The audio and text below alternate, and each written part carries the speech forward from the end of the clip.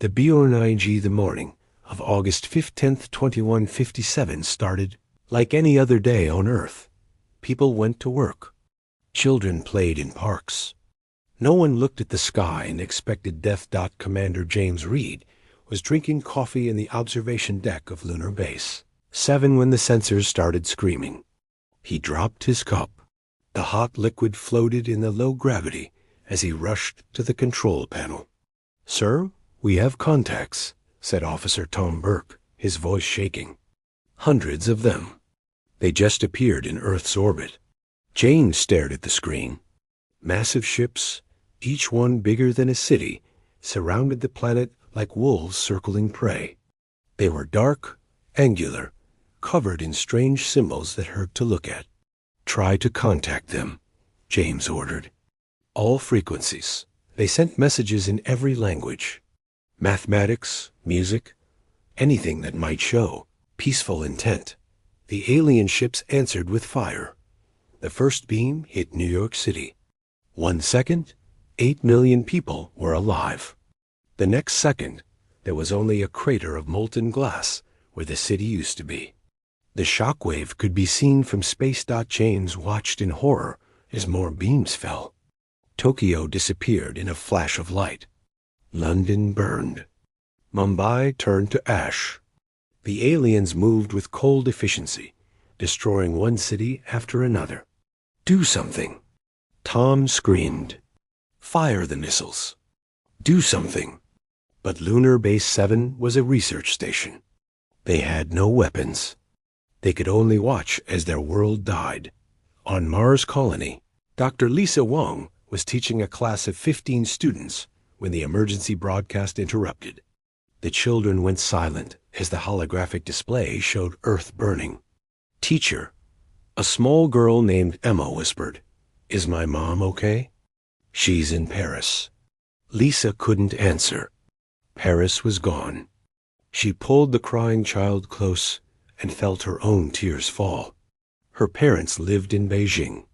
Her sister was in California. She would never see them again. The broadcast continued. 1 billion dead in the first hour. 2 billion in the second. The aliens showed no mercy. They targeted cities, military bases, space elevators, everything. Humanity's defenses were useless. The missiles bounced off alien shields. Fighter jets were swatted from the sky like insects. In Earth's orbit, Captain Mark Stone commanded the destroyer Defiance. It was one of 12 warships protecting the planet. Now it was the only one left. The other 11 were nothing but debris and corpses. "Captain, they're locking weapons on us," his weapons officer shouted. "Evasive maneuvers." Mark ordered, "Get us behind the moon." The Defiance dove and twisted through space. Alien fire chased them, purple beams that turned everything they touched into vapor. Mark's ship shook as near misses scorched the hull.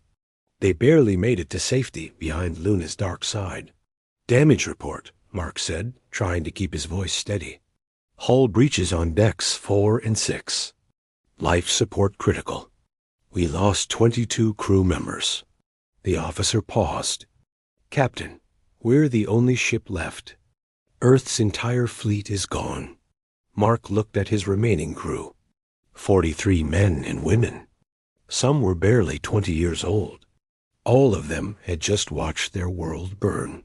"What are your orders, sir?" Someone asked. Before Mark could answer, a transmission came through. It was from the alien fleet. The voice was harsh, filled with clicks and growls, but the translation software worked. "Humans of Earth, I am War Master Drak of the Krell Empire.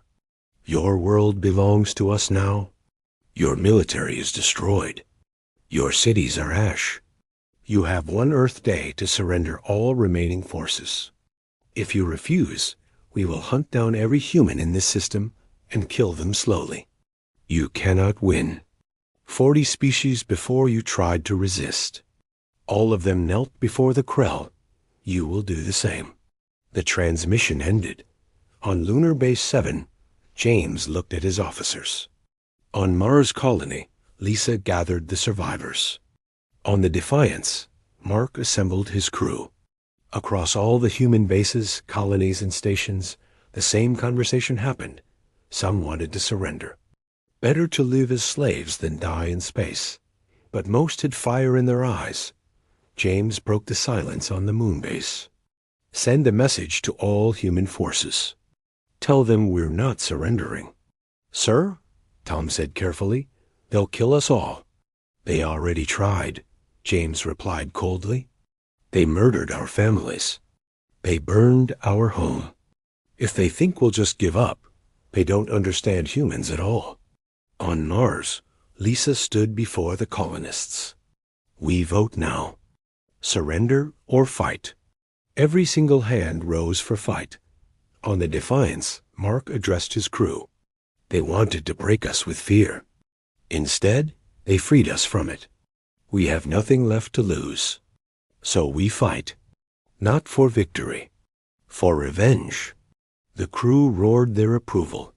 James recorded a message and broadcast it to the Krell fleet. His voice was calm, but his words were ice. War Master Drock, you made a mistake. You killed our families, but left us alive. You wanted to show us hell. Now we'll show you what humans become when you take everything from them. We don't surrender. We don't forgive. Come and finish what you started. We'll be waiting. In the Krell flagship, Drock listened to the message and laughed. Humans were like all the others. Brave words before the inevitable defeat. But he didn't know humans. He didn't know what they were capable of when pushed beyond breaking. The war had just begun, and humanity would answer with everything they had. Asterisk. The AWKNING weeks after Earth. Humanity was losing. Badly. The Krell controlled everything inside Mars orbit. Their ships patrolled constantly. Any human vessel that appeared was destroyed within minutes. The survivors hiding on the moon, Mars, and the scattered stations were running out of food, water, and hope. But they were learning. Dr. Lisa Wong worked 18 hours a day in the Mars Colony Laboratory. 2 weeks ago, a damaged Krell fighter had crashed near the settlement. Before the Krell could recover it, human miners risked their lives to drag the wreckage inside.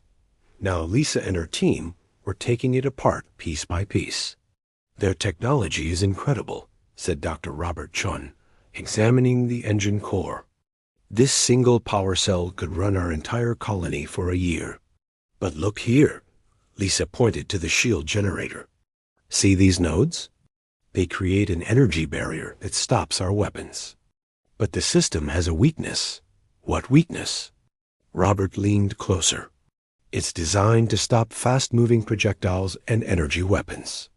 Things traveling at high speed. Lisa smiled grimly. But what if we used something slow? Something the shields would ignore? Like what? Like a ship, moving at minimum speed. Close enough to touch. Lisa's eyes gleamed. The shields would see it as debris. Once we're through, we detonate everything we have. Robert stared at her. That's a suicide mission. We're already dead, Lisa said quietly. We're just choosing how to die. On Lunar Base 7, Commander James Reed had his own discovery. Before the attack, Earth's governments had funded secret projects. Most were destroyed, but one survived, Project Hammer. What exactly is Project Hammer? Tom Burke asked as they entered the sealed bunker deep beneath the lunar surface. Experimental mining tools, James explained. They were designed to break apart asteroids for resources. They entered a massive chamber. Inside were dozens of strange devices. They looked like torpedoes, but bigger, cruder. These are kinetic penetrators, James said. You fire them at an asteroid. They drill inside, then release an explosive charge. Destroys the asteroid from within. Tom understood. If they can break asteroids, they can break Krell ships. James picked up one of the devices. They're slow, primitive, But that might be exactly what we need. In space, Captain Mark Stone and the Defiance had become ghosts. They hid in the asteroid belt, using the rocks as cover. They watched. They waited. They learned Krell patrol patterns. "Sir, we have an opportunity," his navigator said. A Krell supply ship, traveling alone, headed for their main fleet. Mark studied the display.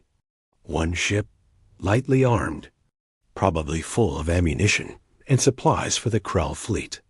"It's a trap," someone said. "Maybe," Mark agreed. "But we need supplies. And we need a victory. Even a small one." He looked at his crew. "Anyone who wants to stay behind, I understand." No one moved. "Good. Prepare the mining charges. We're going to get close." The Defiance powered down to minimum systems. They drifted through space like a piece of debris. The Krell supply ship passed within 200 meters, its shields ignoring the apparently dead human vessel. "No!" Mark shouted. The Defiance roared to life. They fired every thruster, accelerating straight at the Krell ship. The aliens detected them immediately and began turning, but it was too late. A human destroyer crashed into the supply ship's hull. Both vessels screamed as metal tore. Then Mark triggered the mining explosives his crew had strapped to the Defiance's nose. The explosion tore through both ships. The Krell vessel broke apart, its cargo of ammunition detonating in a chain reaction. The Defiance was thrown clear, badly damaged but intact. "Hull breaches everywhere." Someone shouted, "But we're alive." The crew cheered. It was small, one ship, but it was the first human victory since the war began. News of the victory spread through all human colonies within hours. It gave people something they desperately needed, hope. But on the Krell flagship, War Master Drock was not amused. "How did they destroy our supply ship?" he demanded. They crashed into it, War Master," his advisor stammered. "Our shields didn't recognize them as a threat until too late."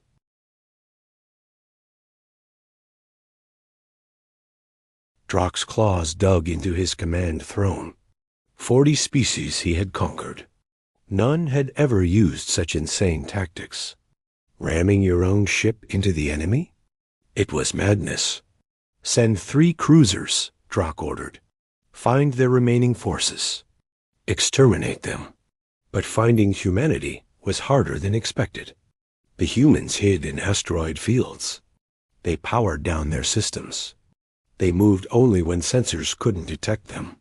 They were learning to fight like prey animals. No, not prey. Like hunters. 2 days later, Lisa Wang's theory was tested. A small human transport, loaded with explosives, drifted toward a Krell patrol ship. Moving slowly, looking like debris. The Krell shields ignored it. When it was close enough, the transport detonated. The Krell ship split in half.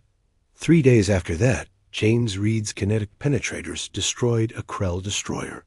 The primitive weapons drilled through the hull before the aliens could react. The victories were small. Humanity was still losing. The Krell still controlled the solar system, but something had changed. The Krell were no longer hunting. They were being hunted. And for the first time since they arrived, War Master Drock felt something he had never experienced in 40 conquered worlds. He felt afraid. 6 months after Earth burned, everything had changed. The scattered human survivors were no longer hiding. They had united under one banner, the Terran Defense Force. Every person had a role. Scientists built weapons. Engineers repaired ships. Even children helped grow food in the hydroponics base. Commander James Reed now led all military operations from Lunar Base. 7. The base had transformed into a fortress bristling with the kinetic penetrators and converted mining equipment. Dr. Lisa Wang ran the research division on Mars.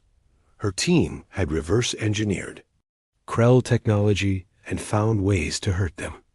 The knowledge spread to every human outpost that Captain Mark Stone commanded a fleet of 20 ships. They weren't pretty. Most were mining vessels, transport haulers, and construction pods converted into weapons. But they were deadly, and humanity had stopped running. "Sir, we have the location of the Krell supply depot," Tomberg reported to James. "Jupiter's orbit. 6 ships guarding it." James studied the tactical display. The depot supplied the entire Krell fleet. Without it, the aliens would run out of ammunition and fuel within weeks. "Send word to Captain Stone. Tell him it's time." The attack came at dawn. Jupiter time, 20 human ships emerged from behind the gas giant's massive bulk. They came in fast, weapons armed, with nothing to lose. The Krell defenders scrambled to respond. The battle was brutal. 2 human ships died in the first minute, but 3 more rammed straight through the Krell shields, detonating on impact. The aliens hadn't adapted to suicide tactics. They couldn't understand an enemy that valued victory over survival. A Krell cruiser fired its main cannon. The beam cut through a human transport, killing 30 people instantly. But the transport's cargo of explosives continued forward, carried by momentum, and struck the cruiser's hull. Both ships exploded. Captain Mark Stone watched his fleet die around him, but he kept pushing forward. The Defiance was barely holding together, its hull scarred from a dozen battles. "Get me to that depot," he shouted. They broke through the Krell defensive line. The depot was massive, a floating warehouse the size of a city. Mark armed every weapon his ship had left. "It's been an honor," he told his crew. "For Earth," they replied.